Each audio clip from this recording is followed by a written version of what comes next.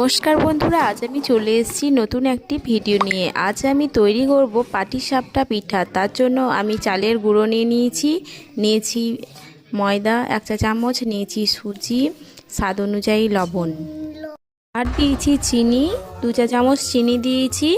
চিনিটা অল্প দিলাম কারণ এখানে দিয়েছি নলেন গুড় অর্থাৎ খেজুরের গুড়, দুধ একসাথে আমি মিশিয়ে নিয়েছিলাম। এবার ব্যাটারটা এমনভাবে তৈরি করতে হবে যেন পাতলাও না হয় আবার খুব বেশি ঘনও না হয়ে যায়। পুরো দুধ দিয়েই কিন্তু ব্যাটারটা তৈরি করতে হবে, জল দেওয়া যাবে না।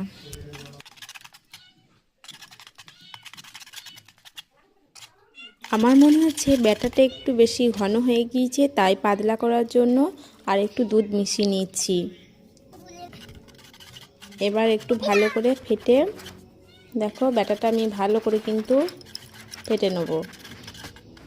এবার ব্যাটারটা তৈরি হয়ে গিয়েছে, আমি ব্যাটারটা কিছুক্ষণের জন্য রেস্টে দেব।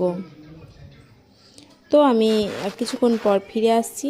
দেখো আমার ব্যাটারটা একেবারে তৈরি হয়ে গিয়েছে। দেখো খুব বেশি পাতলাও হয়নি, ঘনও হয়নি না নেই। তাই আমি যাচ্ছি ফুল কাকিমায়ের বাড়ি। ফুল কাকিমায় দেখো পিঠে বানাচ্ছে।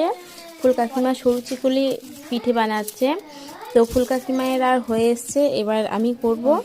তো দেখো আমি করছি পাটিসাপটা পিঠে। তাওয়ার মধ্যে একটু তেল ব্রাশ করে নিচ্ছি। দেখো এবার আমি পিঠেটা তৈরি করব।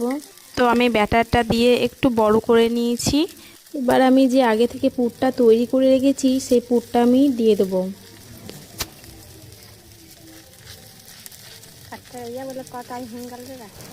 তো পুরটা দিয়ে আমি উল্টিয়ে নেব। দেখো আমার তো অত যে আমি এক্সপার্ট তা নয়, আমি পারি আর কি, যে আমি খুব বেশি পারি তা নয়।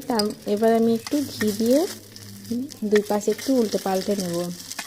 আমরা একটু কড়া করে ভাজছি, তোমরা চাইলে একটু হালকা করে ভেজে নিতে পারো।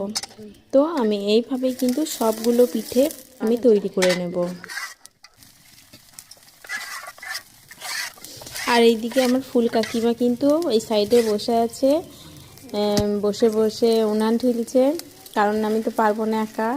পুরটা আগে থেকে তৈরি করা ছিল। তো কেমন লাগলো তোমাদের পাটিসাপটা পিঠা আমাকে অবশ্যই কমেন্ট করে জানাবে। তো তোমাদের সাথে কিন্তু কথা বলতে বলতে আমার সব পাটিসাপটা পিঠাগুলো কিন্তু তৈরি হয়ে গেছে। আজকের ভিডিওটা এই পর্যন্তই।